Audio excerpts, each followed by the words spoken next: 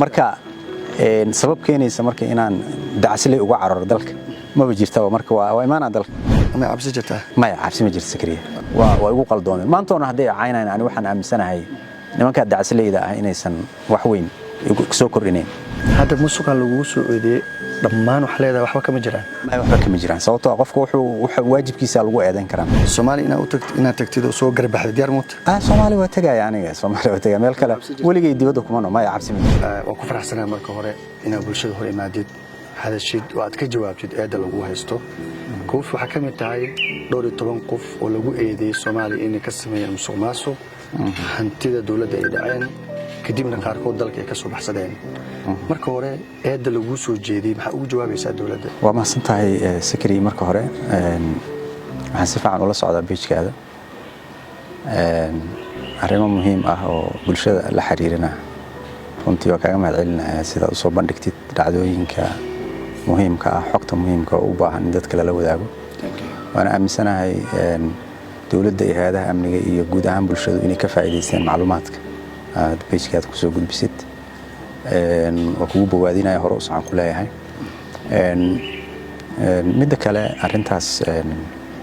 dalka intaan joogo ma maqlin laakiin markaan 2 week hor dalka aanu ka maqan aan 2 week horan ka soo baxay dalka marka anoo dalka maqanaan maqlay magacayga liis lagu soo daray oo lagu eedeynayo inay wax la xiriira musuq iyo dayac iyo ka shaqeeyeen runtii aniga la yaab igu noqotay sababtoo ah sanado ka hor aniga xilka hadda la sheegay wareejiyay iyadoo marqaati leh oo dawladdu ay arkayso marqaatiga ahayd oo haddii hanti dhowr tahay iyo haddii ay tahay dawladdii markaas joogtay wasaaraddii aan hoos tagayna guud ahaan si marqaati laga wada yahay wixii mas'uuliyadda ahayd oo la magacaabay iyagoo dhan ayaan halkaas ku wareejiyay oo marqaati lahayd oo ay duuban tahay sanado kadib in la yiraahdo waxba ku maqan runtii waxaan u arkay inay tahay waxaan sal iyo raatoona lahayn marka arintaas waa beeninayaa lugna kuma lihi umana dhalan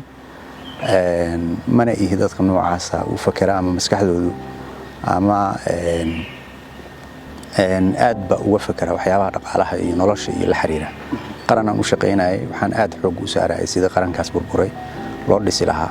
meelo badan oo kala duwan aan ka soo shaqeeyo la xiriira dawladnimada marka aad iyo aad u beeninayaa waana ka xumahay in maaragtay iyadoon waxba la isu sheegin magaca iska soo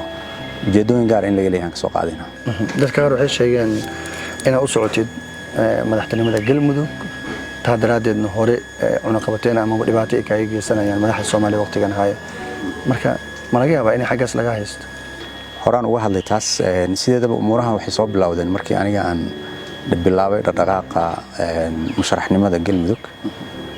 horana waa u sheegay qoraalana waa ka sameeyay marka taasna aaminsanahay waana is ognahay dadka shaqeynaya sababta ay uga shaqeynayaan iyo meesha u socdaan ujeedka kale yihiin oo aan aad iyo aad u soo ognahay ma safiicneen inay saas ilaa iimaan darradu inay heerkaas gaarto aad iyo aad uga xumaa runtii waxaa jiray wareysi aad bixisay ka hor intuu liiskan soo bixin wareysigaadii maalin kadib haddana waxaa ka mid noqotay tiimkii lagu eedeeyayba marka maxaa isku soo beegay wareysigaadii iyo liiskii soo baxayba inay noqdaan wax saacado u dhaxeeyo runtan ka hadlay wareysigaas runtan uga hadlay xaqiiqooyinka jiray iyo wax soo socdo yaan uga hadlay sida bayna noqotay dadka Soomaaliyeed baan uga digayay moogtahay wax soo socdo waxaan dareemayaa waxaan oo dhan inay yihiin boor isku qaris in arrimo qasan hadda oo taagan oo musuq abiis iyo hooyadiis ah in arrimaha lagu daboolayo ayaan ka hadlay oo sheegay walina waa taagan tahay waxaan arkay in ujeedku uu yahay in dawladdii hore la caabeeyo oo magaceeda wax la raaciyo in dad siyaasiyiin iyo dad musharaxiin iyana oo aniga aan ka mid ahay la isku dayo in la wasaqeeyo waxa ka mid ahayd in dad xilka laga eriyado oo dadka la cabsi geliyo dadku iska kala tagaan oo kala cararaan oo kii la xiray oo aragtay xilkiisa sida loo qaadanayo ujeedooyinka ka mid ahayd in hadda hababka lagu shaqeeyo oo la dejiyay wixii ka dambeeyay 2017 oo runtii hadda habab sidii la doono aan loo dhexmari karin in la caabeeyo si loogu laabto xaaladii hore oo jawaanada iyo bacaha lagu qaadi jiray in maaragtay dib loogu noqdo ayaa ka mid ah sidaan dareemayo ujeedooyinka inay ku jirto marka iyo dana siyaasadeed oo gaar oo shakhsiyaad ay leeyihiin oo dowladnimada dhex gashteen waxaasoo dhan marka la isku soo koobo waxay noqonayaan aniga sidaan aaminsanahay wax dowladnimadeena yani ka jaran haddii ay ka fakarayaan in ay aniga shakhsiyan magacayga wax yeelaanna magacaygu waa ka weyn yahay dowladnimada anaa kusoo dhaweeyey 2012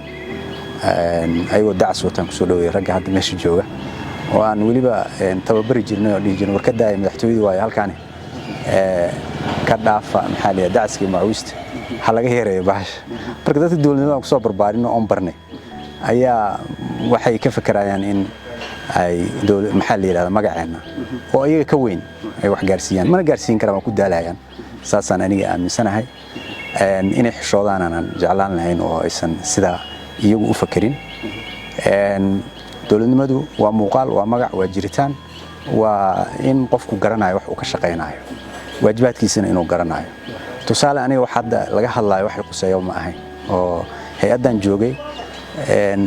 dakhli la qabto iyo lacag iyo waxaas shuqul kuma lahayn kama shaqaynayn shaqadeena ma ahayn wixii mas'uuliyadda markaas gacantan ku hayana sanad walba hanti dhowr waa joogay oo soo saaray warbixintiisa oo si joogto ah loo soo saari jiray baarista dhammaystiran samayn jiray markaan wareejinay baarista la sameeyay la soo gudbiyay waxaasoo dhan waa yani waa habkii dowladnimada marka aad iyo aadan u tuhmaya marka in waxaasoo dhan la rabo in maaragtay lagu bedelo wax been abuur ah runtii waxaa jiray wareysigaadii inaad dhahday 2012 laga soo bilaabo baaritaanka oo kaliya kuma koobneen haddii xatooy ay jirto intii dowladdii hore ee Soomaaliya jirtay marka dadka qaar waxay u fahmeen wax dhacid way jirtaa laakiin ha laga soo bilaabo 2012 aniga si marno sharaxi kartaa ujeedku wuxuu ahaa tusaale shuruucda iyo siyaasadaha hadda dowladdu ay qaadatay musuq ay kula dagaalamayso oo marka koowaad guddigii waa la kala diray sharcigiina waa la hakiyay policy la qaatay waay hadda policyga marka waxaa la rabay hadiiba gadaal loo celinaa in loo cadaalad falo oo iyaga xilliga ay joogeen laga soo bilaabo macnaha waxaan uga jeeday daacadnimay noqon dadku waa aamini lahaayeen hadiiba gadaal loo noqonayo haddii teeramkooda ka soo bilaabi lahaayeen waxay ahayd aniga ujeedkaygu in ugu yaraan xoogo daacadnimo ah ay ka dhex muuqan lahayd laakiin ma dhicin oo meesha laga soo qabtay waxaad dareemaysaa in ujeeddo gaar ah ay ku dhex jirto dalka musuq waa ka jira waa tiro badan yahay asoo siyaasadda ah isagoo dhaqaale ah isagoo bulshada ah diintii xitaa dhex galo meelaha qaar maaragtay ay wax ku dhex jiraan waa kala duwan yahay awoodoo si gaar ah maaragtay loogu takrifaraa ka mid ah kuraasta hadda lagu fadhiyo ayaa ah kuraas badankooda maaragtay la soo iibsaday oo codad lagu soo iibsaday maxaa la yiraahdaa lacag lagu soo iibsaday lagu fadhiyaa qofka ugu sareeya maanta dalka jooga waa la wada ogyahay waa marqaatiga wada leedahay yani kursiga lagu fadhiyo waa la iibiyey lacag laga bixiyey musuq ma ahan maan leenahay marka anaga waxaan rabnaa in hadiiba dagaalkaas la gelayo uu noqdo dagaal si cadaalad ah loo galo maxaa hawshaas in si cadaalad loo galo in maxaa la yiraahdaa faragelinta siyaasadda laga dhaafo sababtoo waxa arkaysaa qofka ma ogtahay isagoo halbowluhu go'an yahay ilkaha lagama daaweeyo tusaale dalka hadda waxyaabo weyn oo aan qarsanayn oo waxaa jira musuq ah oo socda oo hadda socda oo si maalinla u dhaca kuwaas daatadii waaba keensato haddii wax jiraan xogtii iyo daatadii waa dhacdooyin laakiin midda hadda socoto iyadoon laga hadlaynin in aakhire la aado yani waxay muujinaysaa in ujeeddo gaar ku jirto marka waxay la mid tahay in maxaa la yiraahdaa adigoo halbowluhu ku go'an yahay ilkaha lagu qurxinayo iyo la mid tahay marka anaga waxaan leeyahay warbarta horta halbowlaha la xiro kadib ha loo gudbo marka arrimaha kale hadda musuqa lagu soo eedeeyay dhammaan wax leedahay waxba kama jiraan sababtoo qofku wuxuu waajibkiisa lagu eedeyn karaa diyaar mu tahay Soomaaliya inaad tagto ka garab Soomaaliya waa tagaya aniga Soomaaliya waa tagaya meel kale waligay dibadda kuma no ma cabsi ma jirto Sagiir cabsi ma jirto lagu tirinaa tiim badan oo Nairobi ku soo dhuntay aniga dalka waxaan joogi jiray iyadoo ciidamadii Tigraaga ay joogaan oo in raadsanayaan ma ah ay ka dhex muuqan lahayd laakiin ma dhicin oo meesha weligeena kama fakerin inaan dalka dibadda uga baxo marka qorshaha iguma jirto dacasley inaan dalka uga cararo waa tiro badan yahay asoo siyaasadda ah isagoo dhaqaale ah isagoo bulshada ah diintii xitaa dhex galo meelaha qaar maaragtay ay wax ku dhex jiraan waa kala duwan yahay awoodoo si gaar ah maaragtay loogu takrifaraa ka mid ah kuraasta hadda lagu fadhiyo ayaa ah kuraas badankooda maaragtay la soo iibsaday oo codad lagu soo iibsaday maxaa la yiraahdaa lacag lagu soo iibsaday lagu fadhiyaa qofka ugu sareeya maanta dalka jooga waa la wada ogyahay waa marqaatiyo wada leedahay yani kursiga lagu fadhiyo waa la iibiyey lacag laga bixiyey musuq ma ahan maan leenahay waxa lagu eedeeyay musuqa oo dhan waxa leedahay waxba kama jiraan sakari waxba kama jiraan waa caddahay sababtoo ah qofka waxa lagu eedeeyaa mas'uuliyadda markaas uu ku magacaaban yahay ayaa wax ka mid ah lagu eedeyn karaa laakiin adigoo sakariya oo dunidaas isaga nool haddii lagu yiraahdo ka waran qasnadii dawladda yaa dayacday haddii lagu yiraahdo Soomaaliya inaad tagtid oo soo garbaxday diyaar moota Soomaaliya waa tagayaa meel kalena hadda qorshe iguma jirto inaan ku noolaado dunida weligeena kuma noolaan waxaan ku sheegaa hadda ka hor ciidamada Tigreegu markay dalka soo galeen waxaan ka mid ahaa dadkii ka hor yimid dadka aadka loo raadinayo waliba yaa ka mid ahaa intaasoo jeer ka badbaaday weligay kama fikirin inaan dalka ka baxo ama cabsi yar marka sabab keenaysa marka inaan dacasley uga cararo dalka ma jirto marka waa imaanaa dalka ama cabsi jirta maya cabsi ma jirto sakariya marna ka fikirin loo sheegayaba in xitaa Soomaaliya dawladeeda ay damacsan tahay dadka baxsadka ay ku tilmaamtay ee wadamadan qaar joogo in booliiska Interpol uu kala shaqeyn doono ma jira wararkaas wax cabsin xaggaada ma jira mar kale sideedaba adduunku hab uu shaqeeyaa jirto uma shaqeeyo sida hadda kooxdaani u fakarayso marka inay si fiican u akhriyaan yaa fiicnaan lahayd sharciga macnaha waxa leedahay Soomaaliya waa tagaa waana waxaan diyaar u inaan garbaxo cidii waxay u sheeganayso haddii cadaalad jirto haddii wax saxo aniga soo gala ay yihiin wax laga hadlayo aniga u quseeyo haddii ay tahay waxaan baaristooda ognahay inay dhexdhexaad tahay mar walba anaga waa garbaxeena dalkana waa tageynaa laakiin waxaad u jeedid inaysan ku qusaynin waxaad u jeedid in ujeeddo gaar ah iyo siyaasad gaar ah laga leeyahay waxa u jeedid inay rag wataan oo ay qorshe ka leeyihiin waxa aniga macnaha ii sameynayso ma lahan marka I hope in dadka cadaaladda ka shaqeeya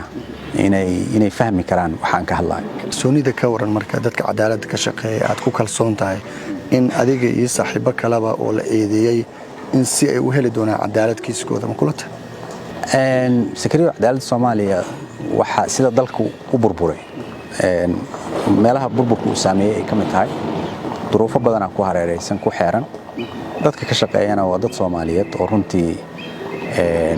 anigu hadda maaragtay ma rabo inaan duro ayaga sababtoo waxaan ogahay duruufaha ay ku shaqeeyaan ma helaan dhaqaale ku filan ma helaan maxaa la yiraahdaa amni iyo security iyo qorshe ku filan ma haystaan waa dad la magacaabay oo amara daba yaala mar haddii lagu magacaabo adiga amara ku daba yaala waa dad aan protection sharci heli karin oo waxa laga yaabaa garsooruhu waajibkiisa asoo gudanaya in ay suurtagal tahay in marka waxa soo dhan waa wax guud mar walba aan ka hadlo oo cadaalad Soomaaliya u baahan in laga duruufahaas ay qabtaa wax gaar ah hadda aan ku eedeeyo ma jirto sababtoo haddii qofkiiba la soo magacaabay haddii qofkii uu kursiga ku fadhiyo uu yahay kursi maxaa la dad uu ku matalayo haddii uu yahay qof aan security haysan qof yani waxyaabo duruufahaas oo dhan waxyaabo u baahan dadku inay cadaalad u sameyn karaa oo qof la haysto oo ay dawladda haysato iyo dawladdiiba uu noqon karaa dhexdhexaad shakhsiga ku xiran tahay waxay ku xiran tahay shakhsiyadda taasi ku xiran tahay waxaan rajaynaynaa in dadka howlahaas qaabilsan hadiiba duruuftu sidaan u adag tahay mar waliba ay ugu adag tahay ay ka fakaraan oo aaqiradooda sida u badbaadsan lahaayeen maxaa keenay laantii ugu dambeysay ka shaqeynaysay in isla qofkii ka dambeeya hadana labadiinaba aan noqotaan dad lagu eeday in lunsadaan hanti qaran wallahi taas waxa ka jawaabi kara cidii eeda soo qortay oo dhankii madaxda ayaa ka jawaabi kara sababta marka laga tago in dawladdu musuqaan ay la dagaalanto team badan sidaan oo kale ay eedeyso si u aragtaa taas aan si guud aniga mabda ahaan waxaan qabaa musuqa waxa la yiraahdo in la dagaalamo noocyadiisa kala duwana la dagaalamo siyaasadihiisa iyo shuruucdiisana si hagaagsan loo diyaariyo dadka xafiisyada joogana waajibaadkooda iyo shuruucda la xiriirta shaqooyinkooda la baro oo loo sheego in la joojiyo nooc walba uu yahay kan siyaasiga ah la joojiyo kuraasta la kala gadanayo la joojiyo doorashooyinka lacagta ku salaysan la joojiyo ilaa wixii kore ka soo bilaabanayaan mogta waxa kaleeto muhiim ah in qof lama ilaalin karo waxa ka fiican taas in la sameeyo habab iyo systems ilaalin kara maxaa la yiraahdaa qofka shaqooyinka iyo waajibaadka loo diray ilaalin kara anitaasan ka shaqeyn jiray run ahaantii wixii aan ka shaqeynay iyo xogtii aan kaydinana waa waxa maanta yaala oo qof walba hadduu wax yar oo qalada ka sameeyay maanta waa la ogaan karaa qofku meeshu ka qalad marka anigu waa aaminsanahay in la dagaalamo waana arrin oo diini ah oo fasaadku meel soo galaba waxa waaye mar waliba burbur iyo falxumo ayuu ku dambeeyaa aniga saasan aaminsanahay midda labaad dawladaha iyo shakhsiyaadka musuqa ka shaqeeya oo musuqa ku lugta waxa lagu yaqaanaa wax qabad ma leh tayo ma leh xabsadu waa wada mugdi shay la sheego oo la tilmaamo oo ay qabteen ma jiro marka aniga waxaan rabaa dadka Soomaaliyeed inay cadaalad falaan aniga xabsida aan ka soo shaqeeyay yani wax qabad muuqda ayaa ka jiray wax qabad muuqda ayaa ka jiray haddaan ka fikirayo inaan lacag iyo waxaas aan ka aruuriyo oo ka fikiro saan doonaan yeeli karay laakiin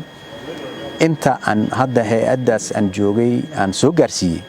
qof musuq iyo wuxuu cuna ka shaqeynayo soo ma gaarsiin karo dadka madaxda iska daba wareega oo aan wax qabad lahayn oo markuu meeshii ka tago wax lagu tilmaamo aan lahayn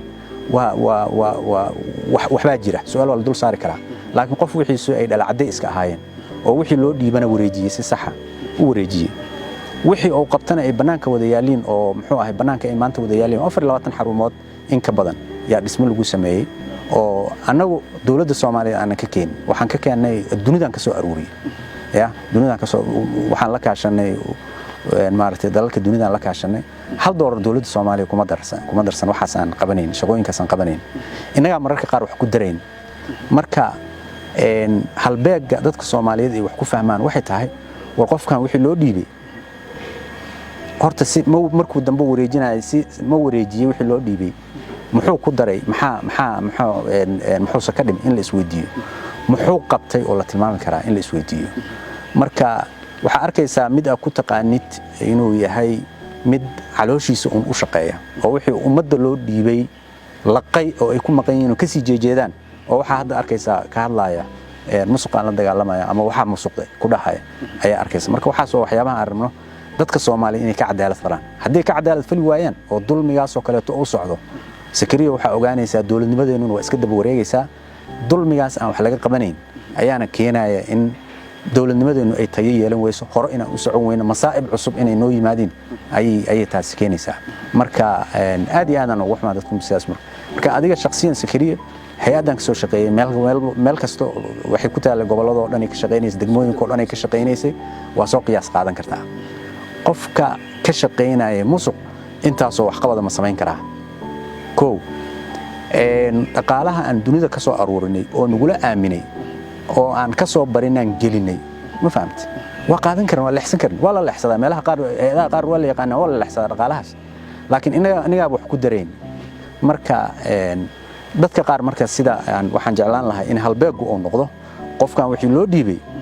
muxuu ku kordhiyay markuu wareejinayo maxaa maqnaa farqa u dhaxeeya muxuu ah markii loo dhiibay